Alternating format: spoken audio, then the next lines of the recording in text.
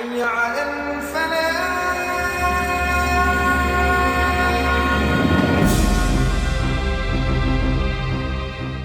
Teman-teman sekalian, tentu dalam persidangan ketika kami meminta atau Pak Prabowo dan Bang Sandi sebagai prinsipal meminta Mas BW dan kawan-kawan menjadi kuasa hukum, kami punya dua tujuan tentunya.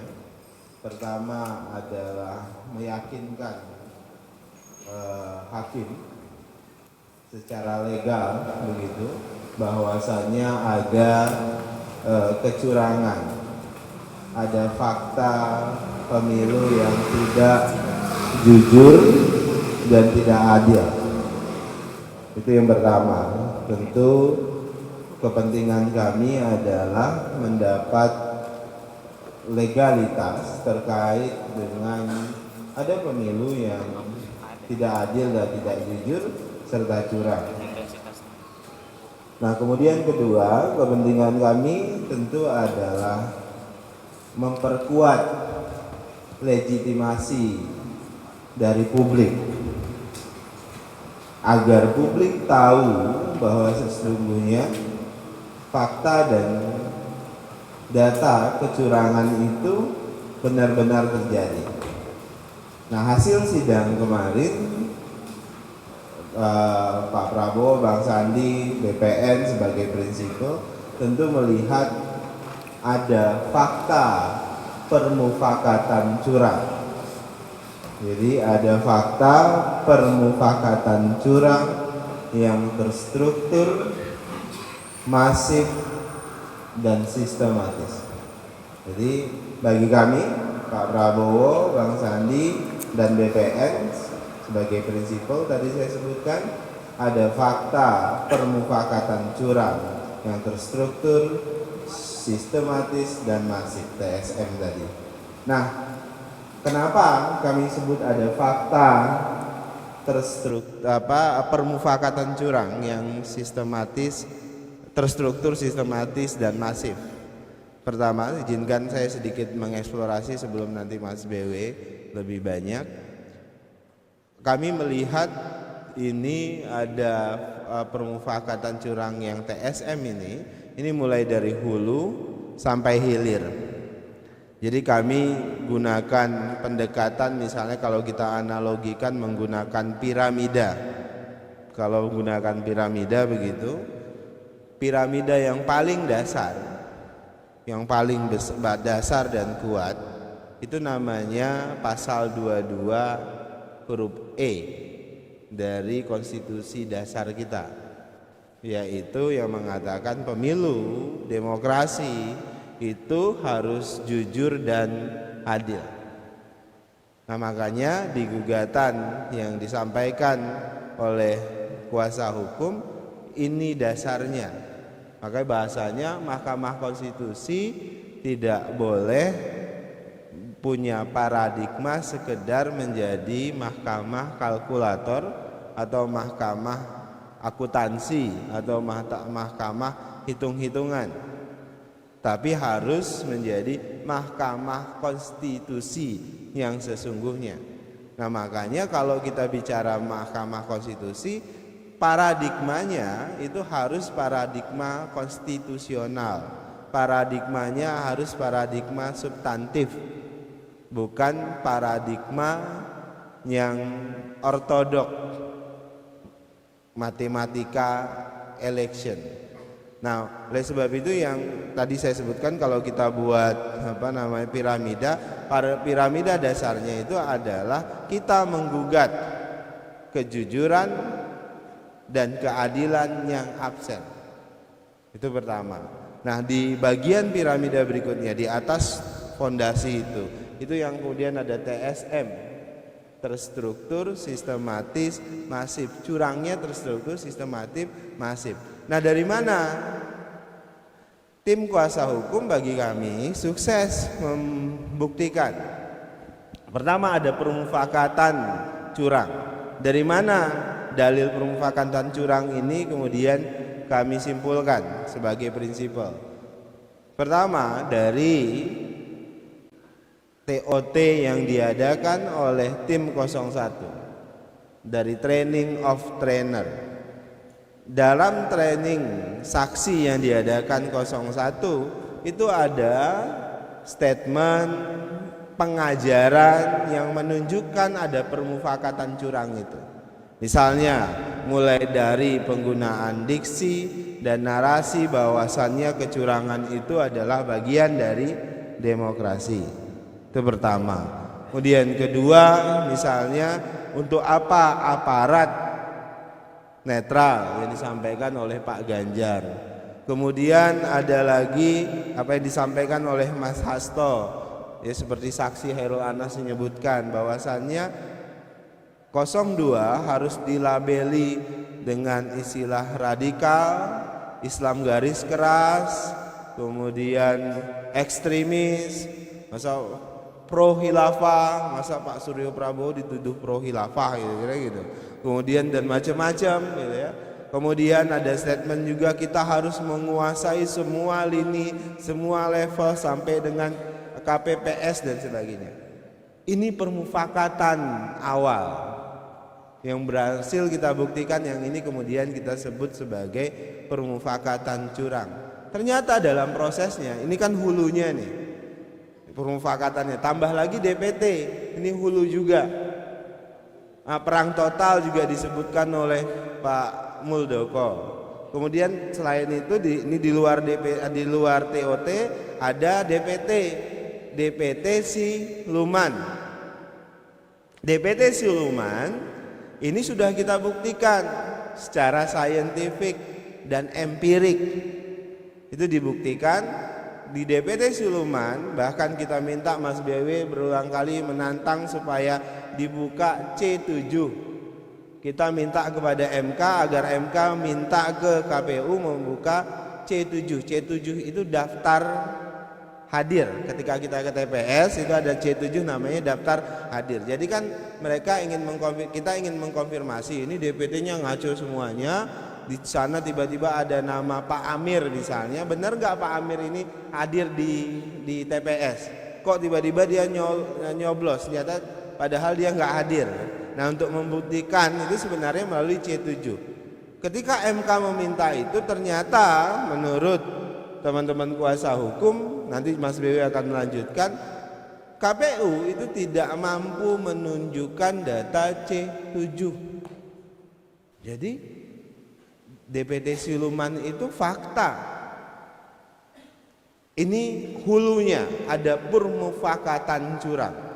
Dalam prosesnya kita lihat ada keterlibatan aparat memang, kemudian macam-macam, ada mobilisasi BUMN, kemudian ada keterlibatan masif kepala daerah, institusi negara dan sebagainya. Hilirnya apa? Hilirnya adalah situng bermasalah, C1 bermasalah, ada C1 edit dan sebagainya.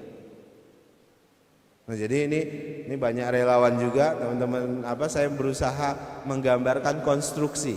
Jadi mulai dari hulunya itu ada DPT Siluman, ada permufakatan curang melalui TOT.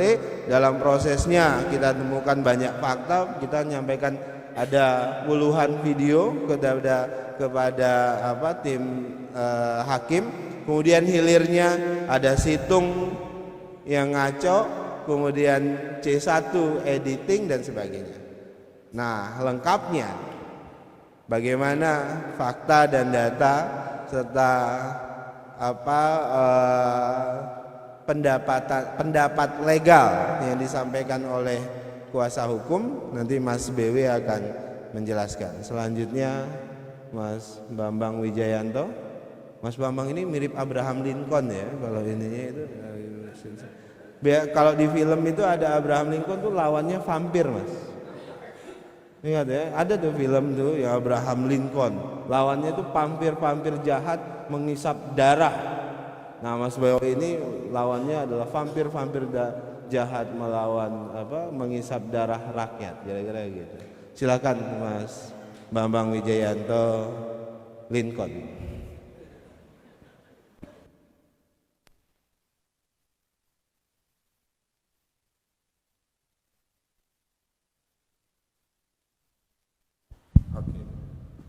Ini bedanya di Mahkamah Konstitusi dengan di sini.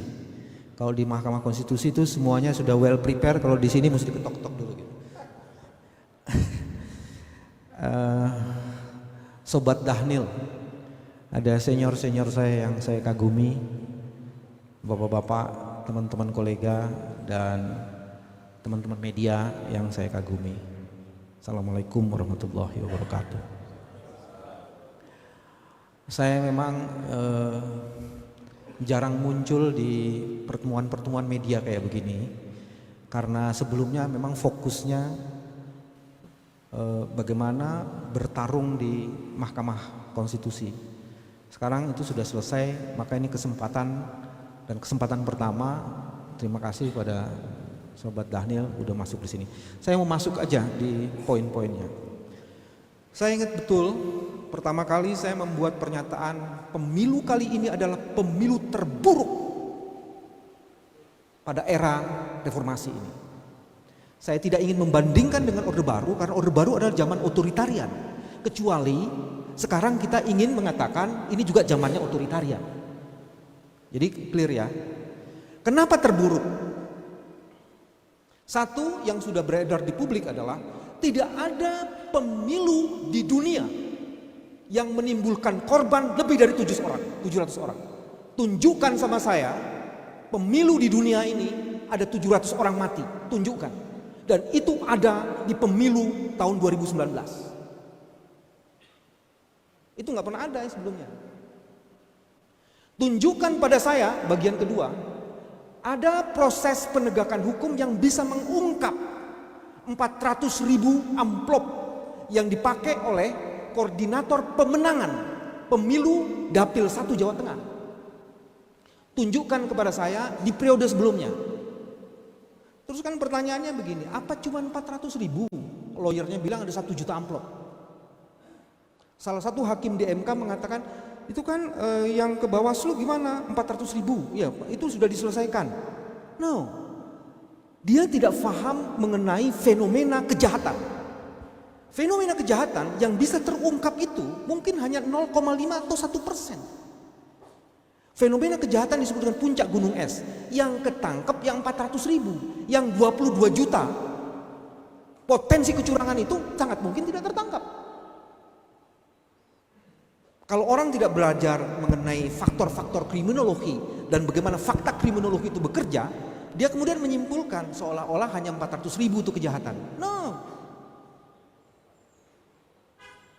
Disimpulkan pula seperti itu kan nggak ada pengaduannya ke Bawaslu. Kalau tidak ada pengaduan ke Bawaslu bukan berarti kejahatan pemilu tidak terjadi. Itu faktor kedua. Faktor ketiga, itu terungkap di muka persidangan, keterlibatan penyelenggara negara dilakukan secara aktif, masif, dan kemudian itu juga secara sistematik. Kepala daerah. Sehingga kemudian pertanyaannya, ini yang sedang bertarung ini adalah capres atau sebenarnya kita melawan petahana yang kemudian jadi capres. Kalau petahana, dia bisa menggunakan seluruh sumber daya negara untuk kepentingan seolah-olah itu adalah pertarungan capres. Itu poin yang ketiga. Kenapa itu terburuk? Ada lagi yang kemudian menarik. Ternyata banyak juga rekomendasi Bawaslu yang tidak ditindaklanjuti untuk melakukan PSU. Contohnya Papua, kota Surabaya. Ini yang menurut saya menjadi masalah. Bawaslu mengatakan rekomendasinya harus A, tapi bagian lain dari Gakumdu menyatakan B. Jadi sebenarnya ada problem struktural di dalam proses law enforcement pidana pemilu. Ini juga masalah. Nah, ini saya mau tutup yang kelima. Kita untuk menunjuk supaya tidak menunjuk orang lain, supaya tidak dituduh pencemaran nama baik, kita semua yang ada di sini juga itu melakukan kebodohan berulang-ulang terus-menerus tanpa jeda, tak pernah berhenti. Sudah 74 tahun DPT masih menjadi masalah. DPT. Bangsa ini kok terkesan bodoh sekali gitu loh. Termasuk saya di dalamnya. Urusan DPT. Karena kenapa DPT bermasalah? Kenapa kita tidak bisa selesaikan?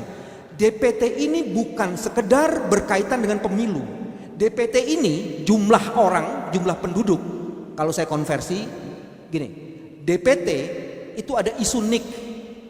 NIK itu nomor induk kependudukan, itu ada dasar rujukannya, salah satu peraturan pemerintah, dan itu harus tegas. Provinsi sekian, kabupaten sekian, kecamatan sekian, ada nomornya, ada 12, 16 digit itu. Dan ternyata ada problem di DPT. Ada 4 klasifikasi problem. Pertama ada NIK rekayasa, kedua ada kecamatan siluman, ketiga ada pemilih ganda di seantero Indonesia, terus keempat ada problem apa? Ada pemilih-pemilih di bawah umur. Temuan kita orang yang belum lahir tapi dia ikut nyoblos atau ikut masuk di dalam DPT. Ini saya mau bilang Masya Allah, astagfirullah.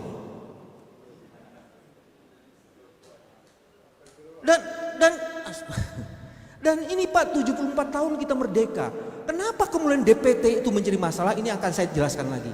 Ternyata dari DPT inilah sumber kecurangan penggelembungan. Dan DPT ini bukan urusannya dengan suara saja.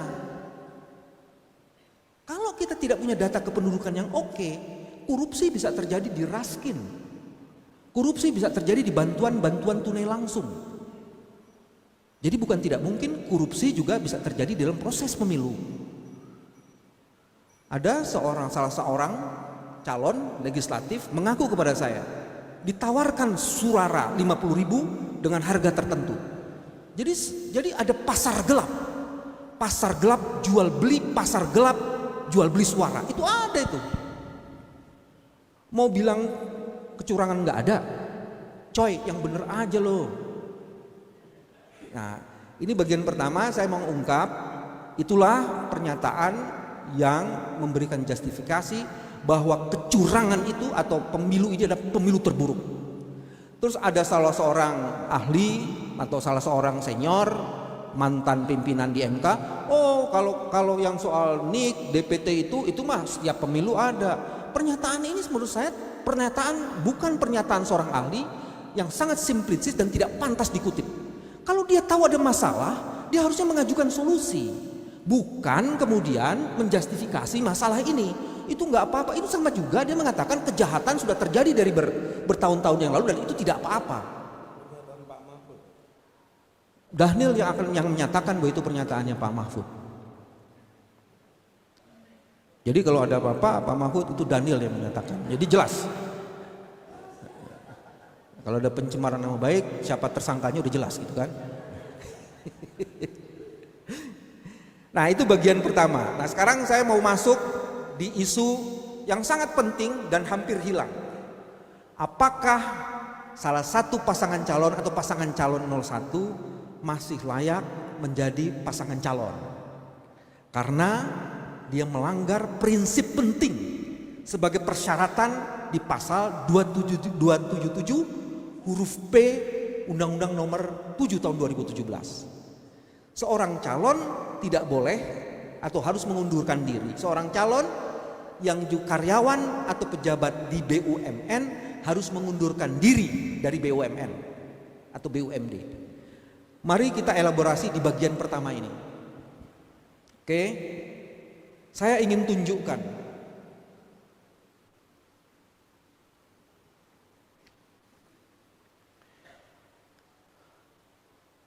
apakah anak cabang perusahaan itu BUMN.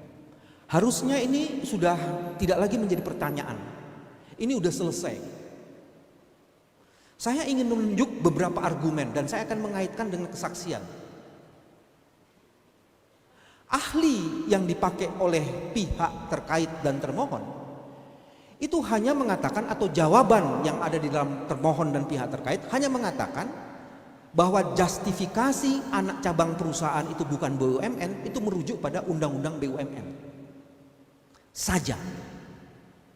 Padahal ada cukup banyak undang-undang yang lain. Saya sebut satu, Undang-Undang mengenai keuangan negara 17 tahun 2003, pasal 2 huruf G. Itu menjelaskan dengan sangat jelas sekali. Dalam konsep keuangan negara, maka perusahaan anak cabang dari BUMN itu juga masuk di dalam keuangan negara. Undang-undang yang berkaitan dengan tindak pidana korupsi, pasal 1 angka 2. Di situ juga dikatakan kalau ada satu perusahaan yang uangnya dari uang negara atau uang negara yang berasal dari BUMN masuk lagi ke anak perusahaan cabang lainnya, dia menjadi subjek hukum tindak pidana korupsi. Mari kita periksa lagi. Mari kita periksa sekarang peraturan di BUMN.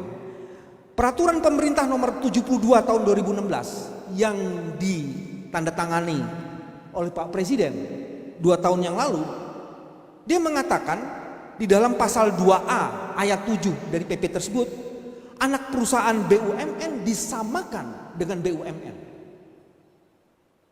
Ini mau dilawan nih peraturan pemerintah. Mari saya sebutkan lagi. Ada yang kaitannya juga dengan itu. Surat edaran Peraturan 03 MBU 2012 tentang pedoman pengangkatan anggota direksi dan anggota dewan komisaris anak perusahaan BUMN. Di situ walaupun ini untuk legislatif dikatakan bahwa anak perusahaan BUMN itu adalah BUMN dan mereka harus mengundurkan diri. KPU di dalam salah satu kasusnya terhadap seseorang yang bernama MS, dia ini adalah pegawai dari Jasa Marga. Putusan KPU mengatakan dia dicoret karena masih menjadi anggota dari perusahaan itu. Walaupun nanti saya akan lanjutkan, ada beberapa hal lain yang berkaitan dengan ini. Nanti saya akan lanjutkan ini. Apalagi yang menarik, ada 2 putusan Mahkamah Konstitusi dan 1 putusan Mahkamah Agung yang menyatakan secara tegas, eksplisit bahwa anak perusahaan dari BUMN itu disamakan dengan BUMN. Supaya jelas, tidak ada insinuasi kalau kita mengatakan gini disebutnya hoak, saya akan sebut saja. Apa itu peraturan, apa itu putusan Mahkamah Agungnya? Putusan Mahkamah Konstitusi ada 2. Putusan Mahkamah Konstitusi nomor 48 tahun 2013. Di situ disebutkan bahwa perusahaan, anak cabang perusahaan yang berasal dari BUMN yang keuangannya dipisahkan tidak serta-merta bisa disebut sebagai perseroan terbatas. Begitupun putusan yang paling baru nomor 59 PUU 2018, ini Mahkamah Konstitusi. Dia juga mengatakan begitu. Dia mengatakan bahwa anak cabang perusahaan BUMN itu tidak serta-merta disebut dengan korporasi karena dia masih berinduk pada semangat dari BUMN. Putusan Mahkamah Agung mengatakan kayak begitu juga. Putusan Mahkamah Agungnya itu nomor putusan Mahkamah Agungnya tadi MK ini nomor 21 tahun 2017. Bentuk BUMN yang menjadi anak usaha BUMN tidak berubah menjadi perseroan terbatas, namun tetap menjadi BUMN. Ini jelas ini. Jadi kalau didasarkan kepada undang-undang, 2 undang-undang paling tidak, putusan Mahkamah Konstitusi ada 2, putusan Mahkamah Agung ada 1, maka anak cabang perusahaan dari BUMN itu adalah BUMN. Nah, ada satu lagi undang-undang perbankan. Undang-undang perbankan syariah. Ya, undang-undang nomor 21 tahun 2008. Pasal 32-nya, ayat 2 dan ayat 3. Dia mengatakan begini. Dewan Pengawas Syariah itu diangkat melalui RUPS dan dia adalah pejabat BUMN. Jadi dengan begitu salah satu pasangan calon MA sebagai cawapres itu ada menjadi pejabat Dewan Komisaris atau Dewan Pengawas Syariah di 9 bank. 9 bank ya. Saya nggak tahu yang berapa lagi, tapi di OJK juga kayak yang saya dengar, dan 2 ada di anak perusahaan dari BUMN. Nah, kalau dengan begitu sebenarnya ini udah selesai. Kalau menggunakan kasus ini atau argumen ini sebenarnya persoalan the case is closed. Bisa dibuktikan ada pelanggaran 277 huruf P. Seorang bagian dari pasangan calon yang melanggar, maka kemudian pasangan calon ini harusnya selesai. Saya nggak bisa bilang selesai gitu, nggak boleh kan? Tapi selesai. Tidak sopan kalau bilang nggak boleh. Tapi ini selesai.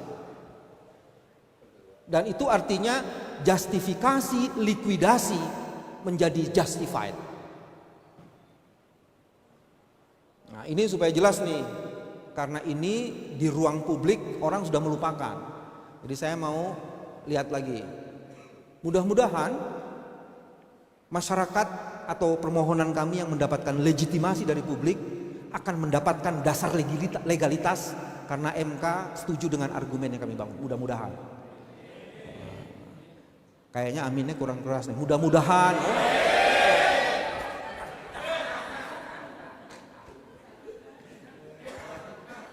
Dah ya, satu ya. Mari kita ajukan ke poin kedua. Permohonan yang kami ajukan itu sebenarnya bukan persoalan kalah dan menang. Kami ingin mengajukan kontribusi terbaik bagi peradaban bangsa ini dalam menyelesaikan masalah. Ada 5 poin, mari saya mulai. Yang pertama tadi sudah dikemukakan. Seluruh sumber dalam sengketa pemilihan ini adalah DPT. DPT-nya bermasalah karena ada nik rekayasa. Nik DPT dan nik rekayasa ini, DPT ini adalah sumber suara yang diperebutkan. Kalau kita tidak pernah menyelesaikan DPT ini, maka kita sedang memproduksi masalah dan sengketa terus menerus sampai nanti di ujung zaman. Jadi selesaikan DPT. Kenapa penting menyelesaikan DPT? Karena DPT ini adalah alat rekayasa untuk menggelembungkan suara.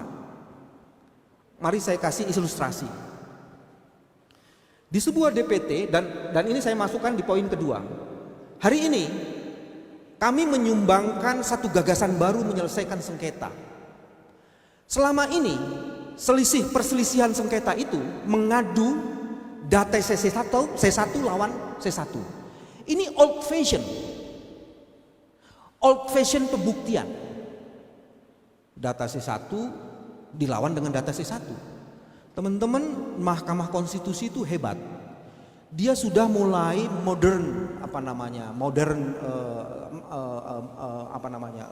Mahkamah Court gitu ya, Constitutional Court.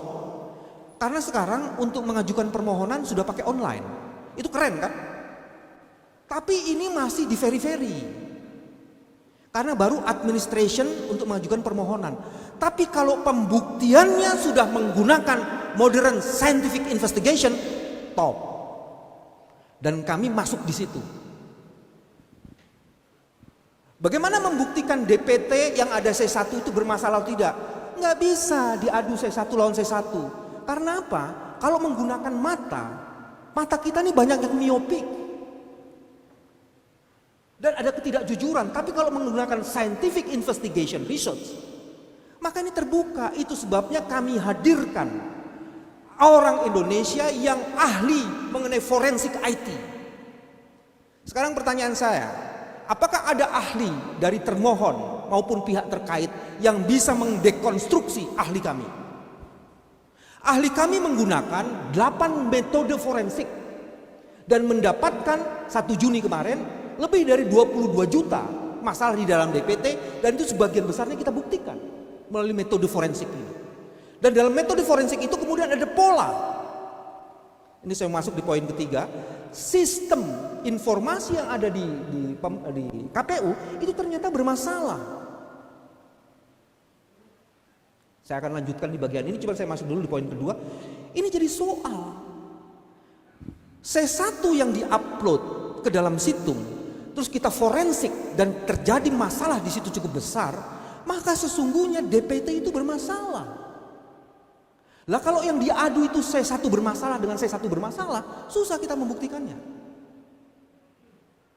Nah, maukah MK, dan kita harapkan dan berdoa, membuka diri untuk menjadi satu constitutional court, modern constitutional court, di mana kemudian investigasi yang saintifik ini dipakai. Emang kalau udah 22 juta ada sekian banyak itu mau dipelototin tuh satu-satu. Waduh. Katanya speedy trial. Kalau speedy trial proses yang cepat, maka nggak bisa menggunakan old fashion pembuktian. Mari saya masuk di poin ketiga dan saya akan jelaskan.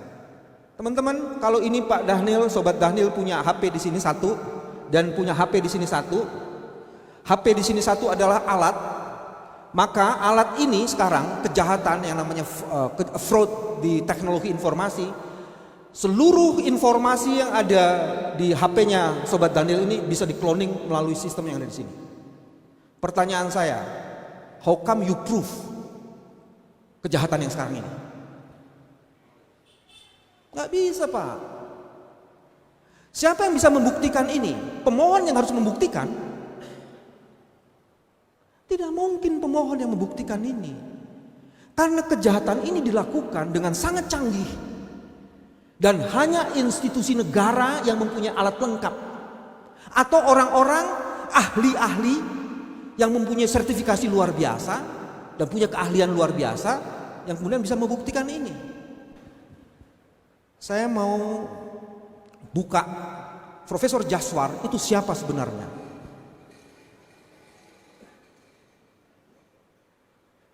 Profesor Jaswar ini, mohon maaf ini ya, minta 1 menit atau 30 detik. Siapa beliau? Dia itu adalah, ada nggak di situ Daniel? Jangan rasis gitu Pak. Ini kita ngomong keahlian Pak. Seolah-olah nanti hanya orang Padang aja yang ahli, kan nggak enak juga Pak.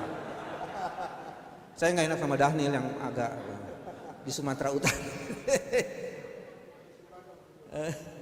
Ini Pak, ini udah dapat ini sebentar ya, 30 detik.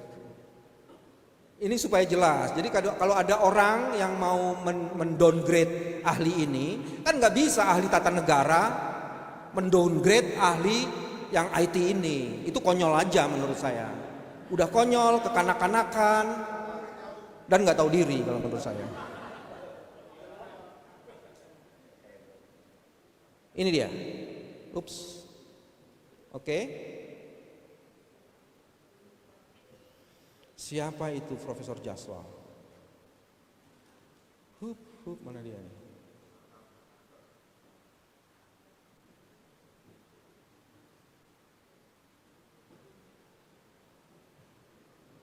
Ya, ini dia.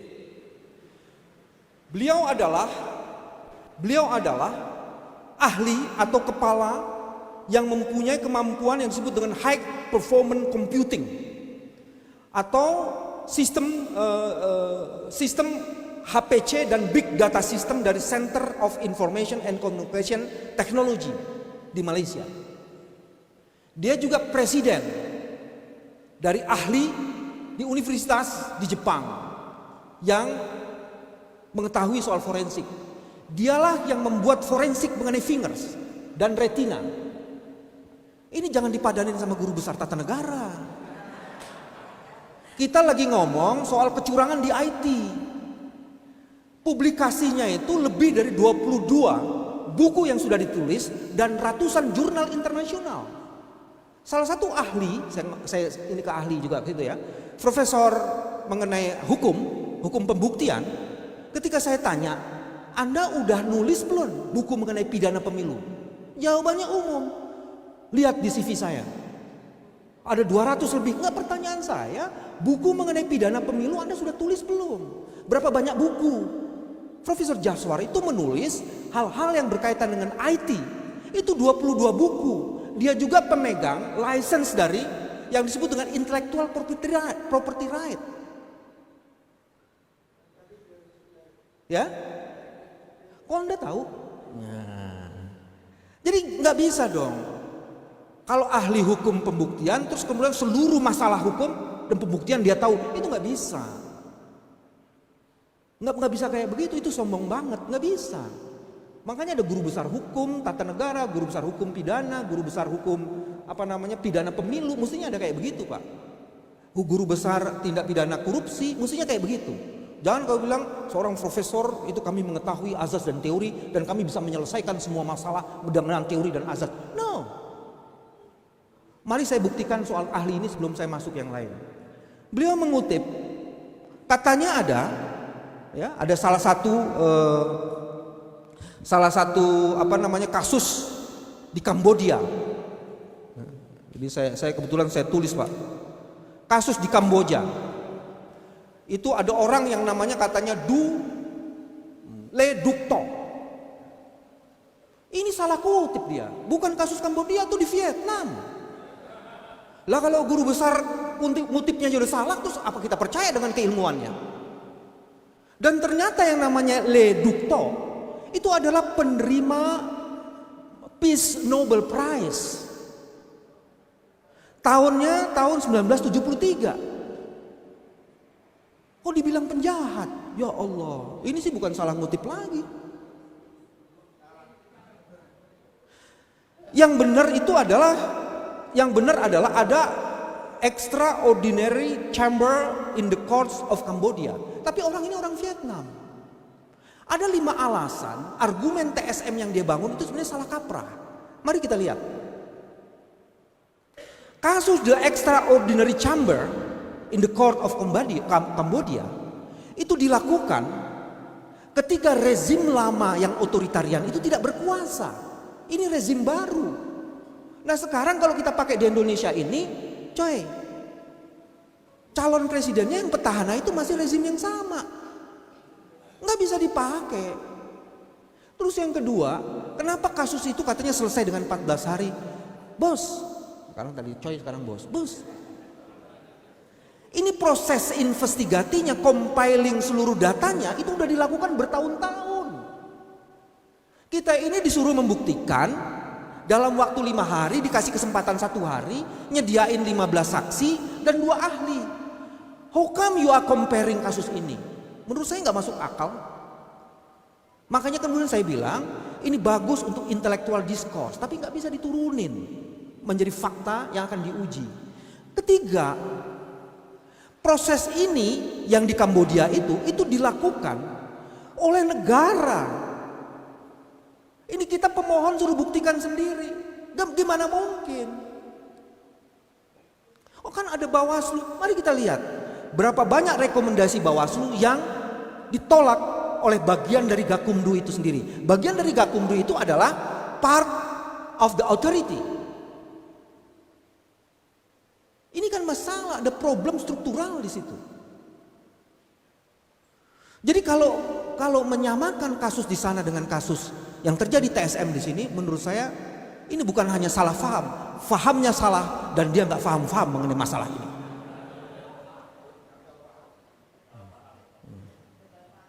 Nah, kalau gagal ini fahamnya salah, Bu. Bukan salah faham, fahamnya salah. Wah, bahasa lain sesat gitu katanya. Saya nggak mau ngomong sesat, tapi kira-kira dekat-dekat itulah. Gitu. Nah itu balik lagi ya. Jadi teman-teman, sebenarnya teknologi informasi ini ada satu lagi nih yang penting nih. Mereka tidak berani memperdebatkan teknologi informasi sebagai bagian untuk mewujudkan akuntabilitas. Mari saya buka perdebatannya. Teknologi informasi itu menjadi bagian dari kewajiban KPU yang harus dibangun. Teknologi informasi salah satunya adalah situng. Kalau mau membuat teknologi informasi di mana ada kemudian bagian penting untuk ditunjukkan ke publik, itu ada aturannya. Mari kita lihat dari fungsinya. Untuk apa situng itu? Ada 4. 1 untuk sosialisasi, kedua untuk transparansi, ketiga untuk akuntabilitas, keempat untuk rekam jejak. Mengapa dia menjadi begitu penting? Kalau C1 yang dari C1 plano menjadi C1 formulir, itu yang punya hanya 3 orang atau 3 lembaga. 1 KPPS, kedua saksi, ketiga Panwaslu atau Bawaslu daerah yang ada di situ. Tapi kalau ini diupload ke dalam situng, maka orang di Aceh bisa mengontrol apa yang sedang terjadi di Papua. Disitulah fungsi kontrol yang akan membangun akuntabilitas, bukan sekedar sosialisasi. Jadi yang namanya sistem informasi dan situng itu mempunyai legal standing dan eksistensinya dilindungi. Tapi sekarang ini seolah-olah bahwa situng ini beda dengan penghitungan yang berjenjang. Ahli lain yang diajukan oleh termohon yang namanya Profesor Marsudi, saya mendapatkan konfirmasi dari Profesor Husnul Mar'iyah bahwa tidak benar bahwa dia yang mendesain itu. Lah kalau begitu masa sih yang diajukan yang bohong semua atau yang potensial tidak sesuai dengan fakta? Ya, saya cabut bohongnya tidak sesuai dengan fakta. Lah itu Profesor Husnul yang mengatakan begitu. Enggak benar grand design yang dibikin itu milik dia. Dan kedua, dia mengatakan bahwa seharusnya ini yang dipakai secara positif. Profesor Marsudi mengatakan bahwa seharusnya hasil di situng itu sama dengan rekapitulasi berjenjang. Dan ada yang namanya hukum mengenai disclaimer law. Disclaimer itu tidak bisa menjustifikasi seolah-olah itu justified. Misalnya begini, saya membuat sistem penghitungan, terus saya kemudian membuat disclaimer, sistem penghitungan ini kalau terjadi kesalahan bukan tanggung jawab saya. Loh, nggak bisa begitu. Jadi disclaimer yang dilakukan oleh KPU terhadap situng itu against mengenai teori doktrin dengan apa yang disebut dengan disclaimer law. Sebenarnya kami punya ahli disclaimer law, tapi kan ahli yang diajukan cuma 2, jadi kita nggak bisa tampilin. Nah, saya mau bilang sama teman-teman di bagian kedua, poin ketiga ini ada masalah di dalam teknologi informasi. Seharusnya teknologi informasi ini bisa dikedepankan untuk menguji soal kecurangan-kecurangan, dan kami, saya sebut aja ya, ternyata saya salah, bukan 7, ada 8 metode forensik yang dilakukan. Misalnya saja analisis daftar pemilih tetap menggunakan Fox Pro, analisis keabsahan dan fasilitas C1 form dan C hologram menggunakan error level analysis, analisis konten C1 hologram dan C1 form menggunakan Google Cloud Platform, menggunakan Windows Photo Viewer. Saya mau bilang sama teman-teman, buktikan seluruh hasil yang dibuat oleh ahli kami. Ada Pak. Nah, mari kita masuk di poin keempat soal sistem pembuktiannya. Ada ahli yang dihadirkan di Mahkamah Konstitusi mengatakan bahwa metode pembuktian itu harus menggunakan metode seperti sengketa, di mana bukti surat menjadi utama sebagai primary. Baru keterangan saksi, baru keterangan ahli, baru bukti petunjuk lainnya. Mari kita masuk. Yang pertama, Sobat Daniel sudah mengatakan, kita ini sedang menguji konstitusionalitas. Jadi azas soal kecurangan itu kita uji. Ya, jujur dan adil itu sedang jadi. MK itu adalah corongnya konstitusi, bukan corongnya undang-undang. Dan yang kedua, MK itu corongnya undang-undang yang sejalan dengan konstitusi. Jadi yang dipersoalkan adalah azas dan prinsip. Kalau kemudian kita ngomong hasil ini terjadi karena proses. Kalau prosesnya curang, apakah hasilnya bagus? Kecurangan yang dibangun dalam sebuah proses akan menghasilkan hasil yang curang. Yang mau kita uji hasil yang curang. Come on, logiknya di mana nih? Hukum itu sangat logik. Ketika hukum dibikin illogical, maka kemungkinan besar ada kesalahan paradigma orang yang menjelaskan mengenai hukum ini. Hukum itu logik. Kalau prosesnya curang, tadi dibuktikan dengan DPT yang bermasalah, hasilnya pasti penuh kecurangan. Kalau kemudian yang dilantik adalah pimpinan yang melakukan kecurangan secara sistematik, maka bangsa ini tidak akan pernah kemana-mana dan kita malah didorong ke tubir jurang. Ini persoalannya.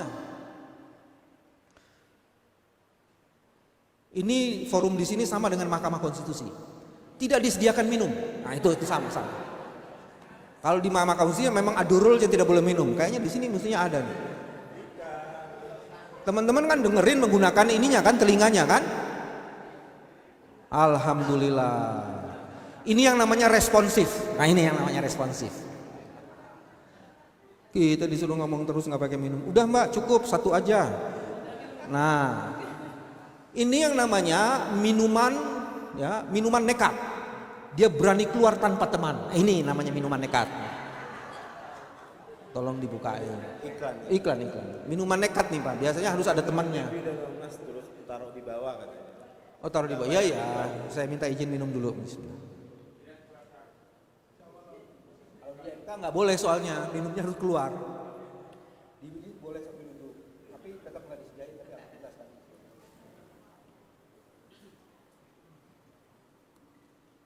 Tolong bedanya. Ya, dengan orang tua kita harus. Iya. Saya menghormati orang besar juga soalnya. Oke, itu teknologi informasi. Nah, apalagi yang sangat menarik? Ini bagian dari teknologi informasi. Tadi saya menjelaskan, ini ada satu HP, ada sistem lain, saya bisa cloning ini. Dan itu sesungguhnya yang kami mencurigai, sistem teknologi informasi yang ada di KPU itu tingkat kehandalannya lemah. Jadi KPU itu teknologi informasinya, salah satu indikatornya apa? Dia selama ini tidak pernah berani menjawab apakah teknologi informasi yang dikembangkan itu sudah diaudit. Apakah sudah sesuai dengan ISO mengenai ini? Apakah sudah sesuai dengan peraturan pemerintah yang mengatur mengenai ini? Nggak berani. Maka kemudian dia mengandalkan, ada salah satu hakim, ya, begitu ada pertanyaan mengenai saksi, dia mengklarifikasi pernyataan-pernyataan saksi ini bukan kepada saksi, tapi pada pihak terkait. Ini kan salah satu bentuk pemihakan. Anda tahulah siapa itu. Jadi nggak usah diterang-terangin lagi karena itu sudah terang benderang. Nah, saya mau balik lagi. Kalau ada sistem seperti ini, itu ada yang namanya intruder. Untuk intruder itu adalah orang yang masuk ke dalam sistem. Profesor Marsudi penyusup. Oh, ini katanya bagus nih, penyusup. Profesor Marsudi mengatakan, saya pada saat itu tidak memeriksa Profesor Marsudi, tapi saya lagi istirahat karena sidang sampai jam 5 pagi. Itu juga sidang luar biasa. Hanya ada di Indonesia sidang dari jam 9 sampai jam 5 pagi, itu 20 jam terus menerus.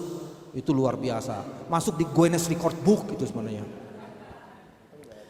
Nah, alhamdulillah nggak ada yang pingsan atau mati. Kalau nggak, korban lagi di situ kan. Demi keadilan kita perlu mati gitu kan, aduh bahaya juga. Alhamdulillah nggak ada yang mati. Nah, teman-teman, ini kan bahaya. Karena sinyalemen ini berkembang di masyarakat. Yang namanya sistem itu kemudian ada back office. Profesor Marsudi mengatakan dia tidak bisa menjamin. Karena begitu di-upload, ternyata ada di dalam satu diterima oleh satu bagian di dalam KPU. Baru kemudian ini di-upload di dalam web. Nah, yang di sini ini yang punya password itu hanya KPU. Jadi ada yang namanya yang middleware bisa masuk, yaitu intruder itu atau penyusup bisa masuk di sini, Pak. Lah yang tadi saya bilang gini aja, Pak. Teknologi sekarang udah sampai kayak gitu. Siapa yang bisa memastikan bahwa ini tidak terjadi? Kalau saja mahkamah mau agak jeda sedikit, ya, ada jeda sedikit, kita uji itu menggunakan audit forensik. Akan ketahuan sebenarnya. Dan itu justru ingin membangun keadilan dan kejujuran. Coba cek, apakah KPU pernah menjawab yang namanya audit investigasi atau audit forensik ini? Nggak pernah menjawab. Jangan-jangan tidak menjawabnya KPU itu adalah pernyataan pengakuan secara diam-diam. Dan itu artinya dia juga tidak bisa mendelegitimasi saksi kami. 22 juta DPT yang bermasalah itu dalam 4 kategori tadi, ya, itu tidak pernah di-counter. Harusnya justified. Dan saya mau mengatakan dalam sistem hukum pembuktian, Pak, yang 22 juta itu kami buktikan dengan bukti 146A dan 146B dan jumlahnya tuh hampir 3 truk. Itu yang namanya bukti wow itu. Cuma kan teman-teman di sana nggak ngerti ini yang gitu-gituan. Dia taunya C1. Hasil forensik agak begitu, nggak paham dia. Jadi level kita sudah di forensik modern gitu, levelnya mereka masih tradisional. Urusannya nih mana bukti C1 lo. Jadi kayak jagoan kampung, mana lo punya? Nih gue punya. Lo ini hasil investigasi. Nah dalam sistem pembuktian kami punya 3 saksi fakta.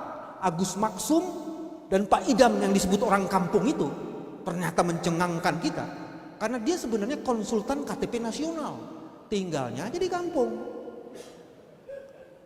Jangan suka merendahkan orang kampung, gak baik itu.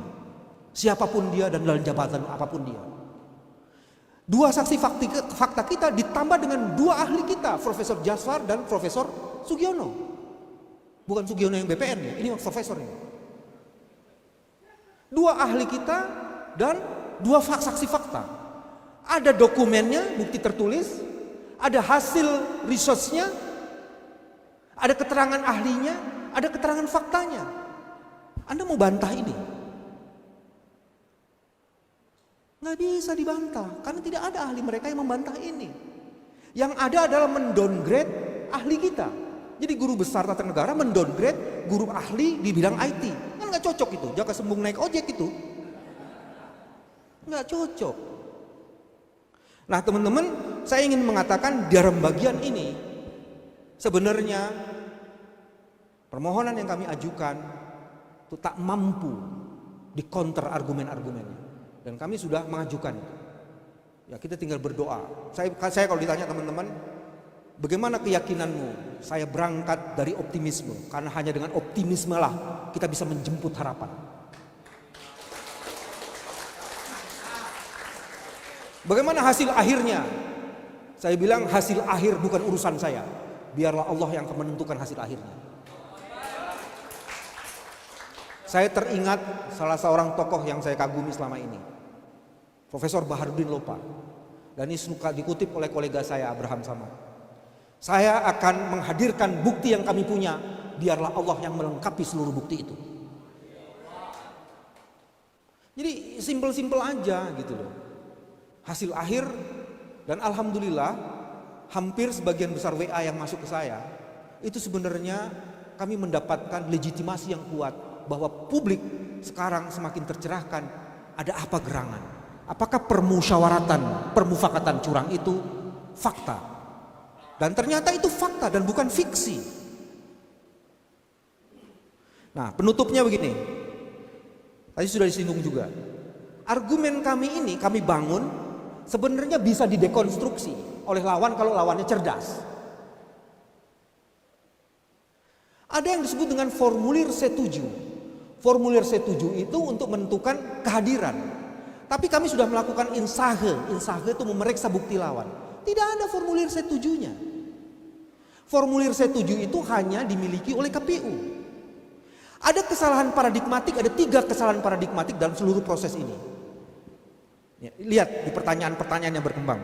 Jadi, apakah Anda memeriksa orang yang hadir di TPS itu? Ada apa enggak?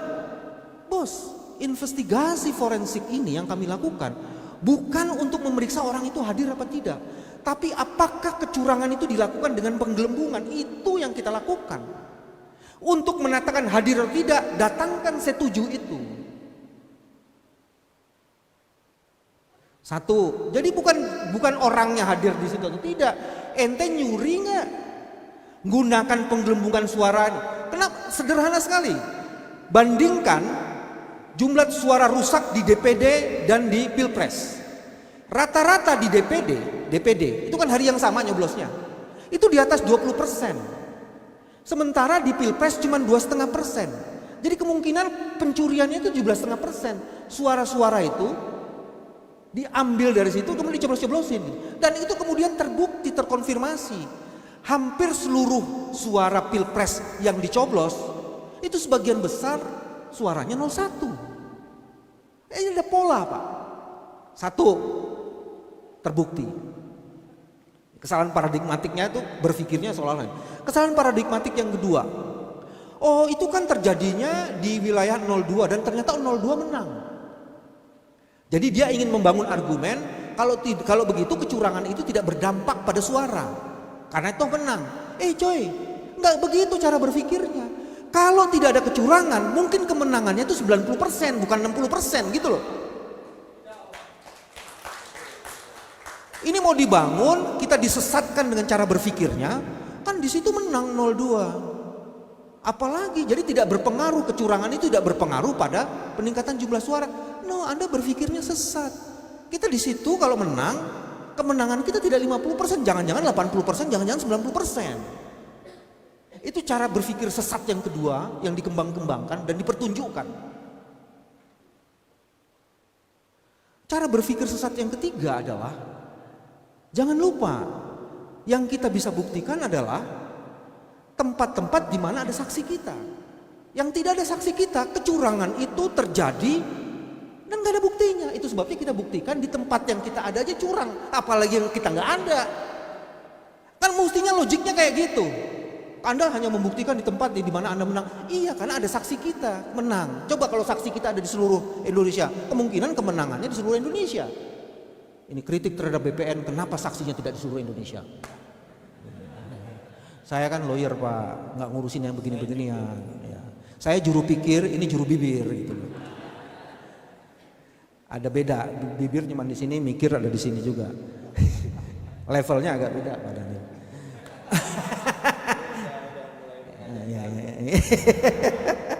Udah ini udah makin siang. Ibu-ibu dan bapak-bapak, saya ingin menutupnya begini. Kami hadir dan merumuskan argumen bukan sekedar untuk memenangkan pasangan calon. Kami tim lawyer hadir juga mendengar mandat dari publik. Ada 60 juta orang setidak-tidaknya yang merasa kedaulatannya dirampok. Jadi kami bekerja juga atas dasar moral dan spiritual dari publik. Yang kedua, masalah bangsa ini bukan karena tidak ada orang pintarnya, tapi masalah besar bangsa ini karena kita tidak membangun kejujuran dan keadilan sebagai karakter dasar. Jadi yang kami ajukan sebenarnya, kita ingin membangun sivilisasi, peradaban, civilization ke depan. Salah satu prasyaratnya adalah membangun karakter kejujuran dan keadilan. Jadi ini bukan sekedar mau menang-menangan, no.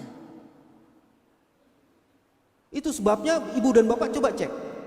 Bandingkan dua saksi yang sama-sama bernama Anas. Saksi Anas yang kami ajukan menjelaskan ada problem value yang dikembangkan oleh lawannya 02. Kecurangan adalah bagian dari demokrasi. Saya sekarang mau tanya, apakah 02 ada TOT yang mengajarkan itu atau membuat pernyataan seperti itu? Kalau ini dihubungkan dengan serangan fajar, ini dihubungkan dengan perang total, ini dihubungkan dengan salah satu slide yang menyatakan kita harus memenangkan pertarangan di wilayah-wilayah pertempuran tertentu. Ini sekarang teman-teman dari lawan yang 02 ini sedang melakukan peperangan. Dan dalam peperangan itu dilakukan blackmail. Tadi Daniel pernyataannya jelas tuh. Kalau saya sih mengutip saksi, ini Daniel nggak tahu mengutip siapa nih. Ada blackmail bahwa kubu 02 itu adalah ekstremis, kubu 02 ada radikalis, kubu 02 ada pro khilafah, anti bineka. Dan ini muncul gitu. Kalau ini terjadi, siapa yang membelah bangsa ini? Itu yang terjadi. Sementara saksi Anas dari pihak yang lain itu mencoba berbohong dalam tanda petik. Sebagian orang mengatakan ini kayaknya keterangannya tidak sepenuh-penuhnya dilakukan secara jujur. Masa dia menggunakan, saya baru sekali terjadi itu. Saksi itu adalah aparat partai. Coba. Tidak pernah mau menjelaskan bahwa petahana itu hadir. Dia mengatakan bahwa presentasinya dia, setelah dikejar baru ketahuan bahwa itu presentasi dari Saudara Hasto. Apa saksi kayak gini mau kita percaya? Dua nama Anas, kesaksiannya berbeda. Anas yang mana yang menuju Siratul Mustaqim? Kita nggak tahu. Nanti Anda aja yang memilih gitu kan. Nah teman-teman itu yang juga. Jadi kami masuk ke sana ingin membangun, menjemput harapan dengan optimisme, dan ini bagian dari apa yang dituntut oleh rakyat. Dan yang ketiga, yang paling penting, kami ingin menggunakan Mahkamah Konstitusi itu sebagai forum untuk mencerdaskan kehidupan bangsa sesuai dengan amanat dan mandat konstitusi. Alinea keempat, bangsa ini dibentuk dengan kesepakatan ingin mencerdaskan kehidupan bangsa. Jadi kami datang ke MK untuk mencerdaskan kehidupan bangsa melalui forum dia. Itu sebabnya jangan lihat jumlahnya cuma 8. Tapi lihatlah betapa semangatnya kami memperjuangkan kebenaran dan keadilan. Penutupnya, bukankah itu yang diwariskan oleh founding fathers terbaik kami atau terbaik kita selama ini? Teman-teman, saya mau berhenti sampai di situ. Terima kasih. Mohon maaf kalau ada kata-kata yang tidak bertempatnya. Assalamualaikum warahmatullahi wabarakatuh. Waalaikumsalam warahmatullahi wabarakatuh. Saya jadi teringat dengan ini Mas, dengan Pak Kasman Singodimedjo. Iya Pak ya. Pak Kasman itu kayak Mas Bambang ini. Bedanya Pak Kasman nggak pelihara jenggot putih begitu. Itu tanda dah tua aja. Jadi teman-teman sekalian, tadi sudah dijelaskan secara rinci oleh Mas Bambang Wijayanto. Saya nggak, karena ada beberapa orang di sini, mungkin ada yang ingin bertanya, atau mudah-mudahan nggak ada, supaya nanti bisa langsung doorstop saja. Kalau yang ingin bertanya, berdialog, Mas BW bisa bisa disandra di sini, nanti bisa ngobrol-ngobrol, begitu silahkan, karena ada relawan-relawan yang wajahnya penuh dengan penasaran, harap-harap cemas dan macam-macam. Ada yang mau bertanya, silakan. Bapak, 1, 2 saja ya. Pewarta ada, nanti pewarta di doorstop aja ya, supaya ndak double gitu. Silakan Pak, 1. Ya, terima kasih Pak. Assalamualaikum warahmatullahi wabarakatuh. Nama saya Adang Suharjo Pak, dari Forum Ukhuwah Islamiyah NKRI. Pak Adang Suharjo. Adang Suharjo. Ya, silakan Pak Adang. Iya, terima kasih. Jadi kira-kira Pak Bambang, saya sebutnya Panglima BW sebetulnya. Saya menulis namanya Panglima BW Pak. BW, Panglima BW. Itu nanti tulisannya saya kirim ke Pak Bambang. Jadi begini Pak Bambang, kira-kira 6 bulan yang lalu saya ketemu dengan Pak Patrialis Akbar. Saya besuk di Sukamiskin. Beliau cerita kepada saya, dan tolong sampaikan ini ke teman-teman, karena dia tahu saya relawan di 02, ke teman-teman bahwa jangan sampai kejadian seperti 2014, di mana Makdir juga teman saya di 7778 Pak. Waktu itu menyampaikan begitu banyak kecurangan, tetapi kecurangan itu tidak menentukan hasil berapa kerugian yang diderita oleh 02, yang Pak Prabowo maksud saya, yang akhirnya memang yang dibenarkan adalah petahana sekarang ini. Nah, ternyata hal ini juga dikonfirmasi oleh pernyataan Pak Mahfud dan Pak salah satu ketua lagi, benar ketua itu Hamdan Zulfa, bahwa itu sudah selesai.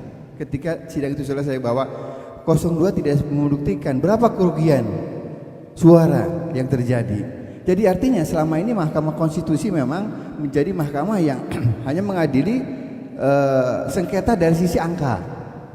Sementara Pak Bambang mengembangkan wacana yang sangat luar biasa. Saya kira ini akan mengubah peradaban bangsa kita. Nah, pertanyaannya Pak Bambang, apakah hal tersebut mungkin terjadi di MK dengan kondisi hakim yang kita lihat dalam sidang itu begitu luar biasanya mereka membela petahana? Sampai-sampai kadang-kadang terdengar aneh. Mohon maaf kalau saya sebut, mungkin seperti ada, tapi gak usah sebut apa ya, nanti jadi tersangka lagi. Nah, jadi padahal yang saya tahu, boleh saya bacakan sedikit Pak Bambang. Ini barusan saja saya dapat pesan dari teman saya Karena banyak sekali relawan yang terus terang dengan perkataan Mahfud dan Hamdan Zulfa ini mengakibatkan itu banyak pertanyaan dan sedikit miris gitu, bahwa ternyata sudah selesai. Nah, tetapi ada seorang teman saya namanya Dr. Abdul Khair Ramadan, beliau menyampaikan barusan saya boleh bacakan Pak Bambang. Mahkamah Konstitusi dalam memutuskan perkara berdasarkan kebenaran material sebagaimana ditegaskan dalam pasal 45 ayat 1 Undang-Undang Mahkamah Konstitusi yang menyatakan Mahkamah Konstitusi memutus perkara berdasarkan Undang-Undang Dasar Negara Republik Indonesia tahun 45 sesuai dengan alat bukti dan keyakinan hakim. Pasal 24C ayat 1 UUD 45 menyatakan Mahkamah Konstitusi berwenang mengadili dan memutus perselisihan tentang hasil pemilihan umum. Dalam ketentuan tersebut jelas dinyatakan bahwa konstitusi mengadili dan memutuskan hasil pemilihan umum dan bukan sekedar hasil perhitungan suara pemilihan umum. Mahkamah Konstitusi sebagai lembaga peradilan menjadi lebih tepat jika mengadili hasil pemilihan umum dan bukan semata-mata mengadili perselisihan hasil perhitungan suara. Demikian pendapat beliau, dan saya kira ini mencerahkan kita semua. Cuman begini Pak, barangkali bolehlah probabilitasnya seperti apa kira-kira dengan konstruksi hakim yang kita lihat sendiri itu dalam sidang itu memang sangat memihak kepada 01 Pak. Memang hasil itu adalah Allah Subhanahu Wa Taala yang tentukan, tapi barangkali mungkin ada kisi-kisi Pak yang bisa jadi mengakibatkan kita lebih semangat kembali. Terima kasih Pak Bambang. Terima kasih. Terakhir Pak, silakan singkat. Assalamualaikum warahmatullahi wabarakatuh. Nama saya Azra Ingida, Ketua Pimpinan Pusat Barisan Rakyat untuk Prabowo Sandi. Mas Bambang dan Adinda Daniel yang saya muliakan, semacam hakim konstitusi juga saya muliakan gitu. Karena saya melihat apa yang, dan saya sangat aktif memantau di dalam persidangan yang dilakukan sampai jam 5 pagi itu Mas Bambang. Namun ada hal yang saya memang dari awal meragukan tentang Mahkamah Konstitusi ini. Dari awal pun saya tidak sependapat kalau persoalan ini dimasukkan ke dalam Mahkamah Konstitusi. Kenapa? Karena saya memang khawatir bahwasanya Mahkamah Konstitusi ini bahagian dari TSM itu juga. Gitu. Kenapa? Karena ada 3 hakim konstitusi itu yang ditunjuk oleh Presiden, petahana di situ. Kemudian ada juga 3 hakim dari Mahkamah Agung. Ini meragukan.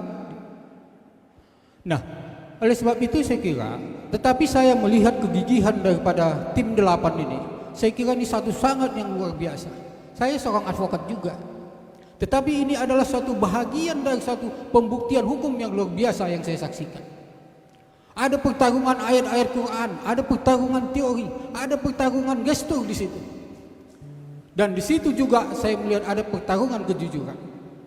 Kejujuran yang harus dibuktikan oleh hakim konstitusi itu. Apakah memang mereka memakai surat An-Nisa ayat 135 itu? Dan saya sangat merinding ketika Mas Bambang menyampaikan pada detik-detik terakhir supaya ayat itu dibacakan. Bagi saya itu adalah satu mubahalah yang dilakukan oleh tim 8 kepada hakim konstitusi. Oleh sebab itu saya kira saya sangat berkeyakinan disampaikan Mas Bambang di dalam pembuktian tersebut akan menjadi suatu kemenangan bagi kita. Bukan kemenangan bagi Prabowo Sandi, tetapi adalah kemenangan bagi peradaban, yang di dalam peradaban itu adalah bahagiannya adalah Prabowo Sandi. Saya sangat berkeyakinan dengan itu. Tetapi apabila memang mereka mengalahkan permohonan yang disampaikan oleh Mas Bambang, maka saya hanya berkeyakinan bahwasanya Allah memang mau menghapus Islam dari negeri ini. Allah mau menghapus bangsa ini. Kenapa? Karena ada kolonialisasi yang akan datang di depan. Jadi oleh sebab itu saya kira saya tidak ingin bertanya, tetapi saya merespon yang sangat luar biasa apa yang dilakukan oleh tim 8 pada saat itu. Dan itu adalah pertarungan yang luar biasa yang saya persaksikan pertama kali dalam peradilan di Indonesia. Saya kira luar biasa dan saya berterima kasih. Apapun yang terjadi pada saat yang akan datang itu adalah memang kehendak Allah Subhanahu Wa Taala. Terima kasih. Wassalamualaikum warahmatullahi wabarakatuh. Terima kasih Pak, cukup ya. Nanti bisa di sini. Bapak-bapak Intel nggak perlu bertanya ya, nanti aja. Bapak-bapak Intel nanti Silakan Mas, saya nggak mau jawab. Luar biasa senior-senior ini. Yang satu mendukung, yang satu dengan mendukung dengan cara yang kritis. Dua-duanya mendukung.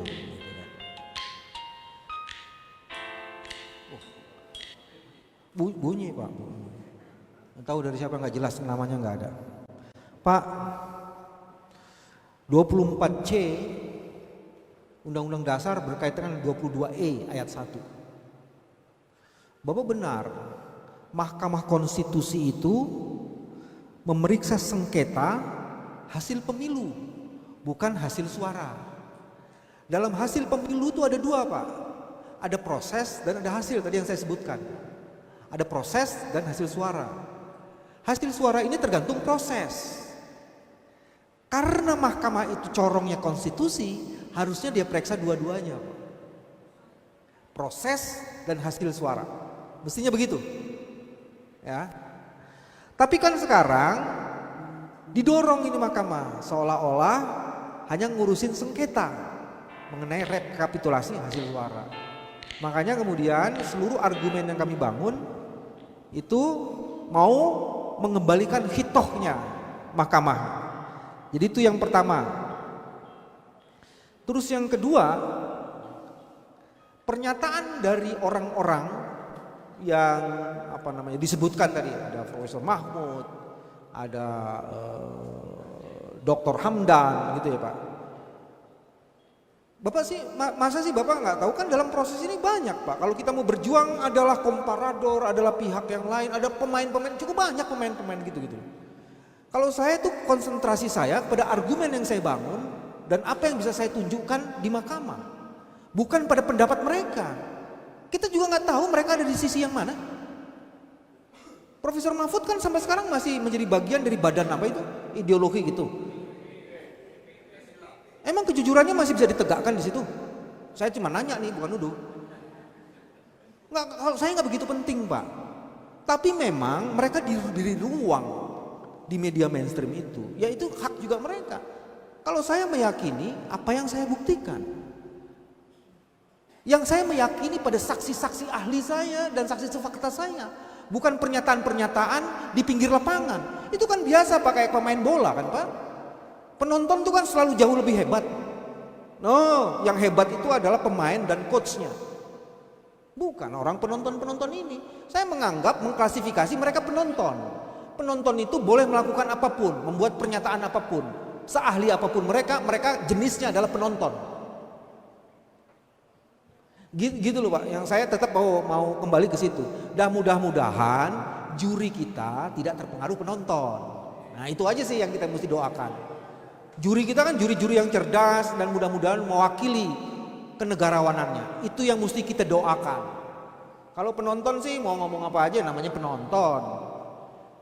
Ya kan, saya nggak perlu ngomentarin penonton. Saya mendowngrade posisi saya dong kalau saya juga mau ngomentari penonton. Nah, penonton suka-suka kamu aja. Saya ini coachnya, saya ini yang bertarung. Jadi saya nggak boleh mendowngrade posisinya sehebat apapun para penonton itu. Jadi Bapak yakinlah para penonton itu ya penonton. Dan belum tentu para penonton itu bukan penonton yang jujur. Belum tentu, ada juga yang jujur. Apakah kedua orang ini jujur itu saya juga nggak tahu. Cuman sekarang secara struktur mereka juga menjadi bagian dari yang namanya Profesor Hamdan kan teman dekatnya Pak Yusril gitu-gitu loh. Jadi kan orang boleh aja berteman dekat, maksud nggak boleh, boleh aja gitu. Tapi apakah pernyataannya berpengaruh pada kedekatannya saya nggak ngerti juga. Saya nggak mau menuduh-nuduh. Nah kayak begitu Pak. Yang penting sekarang adalah tugas saya, kehadiran saya di sini adalah bagian dari public akuntabilitas. Pertarungan saya di MK sudah selesai. Saya sekarang ingin mempertanggungjawabkan seluruh yang saya lakukan itu kepada publik melalui forum ini. Dan mudah-mudahan awareness publik akan semakin baik dan kemudian doanya semakin kencang. Udah gitu aja Pak. Kalau toh mau dilakukan, lakukanlah apa yang disebut dengan legal movement. Itu penting Pak. Jadi orang dengan kekritisannya kemudian mengkaji itu dan menyuarakan itu. Kira-kira itu saja Pak. Bapak jangan cemas, kalau Bapak menularkan aura kecemasan, kita susah. saya akan menularkan terus aura positif dan aura semangat. Gitu ya kira-kira ya. Terima kasih pada senior-senior, terima kasih pada teman-teman yang hadir. Saya serahkan kepada kolega saya, pembesar juru bicara. Mudah-mudahan ini bisa kita tutup dengan baik. Terima kasih Mas Bambang. Teman-teman sekalian, saya disampaikan oleh beberapa teman pendamping para kuasa hukum. Jadi teman-teman kuasa hukum ini memang termasuk yang luar biasa. Mereka sebelum bersidang kumpul berdoa bersama, bahkan punya aturan khusus. Jadi kalau tengah malam mereka bareng-bareng tahajud. Nah, itu luar biasa. Yang Kristen sering-sering berdoa gitu loh. Jadi mudah-mudahan sekarang salah satu kekuatan kita tentu adalah doa para relawan, doa dari masyarakat Indonesia. Dan kita juga berharap supaya majelis hakim itu bergerak pada paradigma yang progresif. Jadi kira-kira begini perspektifnya.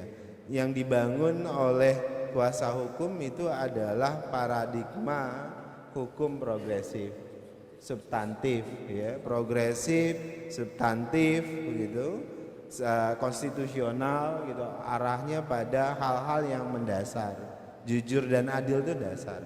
Di sisi lain ada paradigma yang saya nggak tahu menyebutnya paradigma apa, prosedural, atau kalau dalam bahasa saya dan agak mudah kita pahami dia apa, ini paradigmanya ortodoksi misalnya gitu, atau tadi prosedural lah. Jadi paradigma substantif, paradigma prosedural.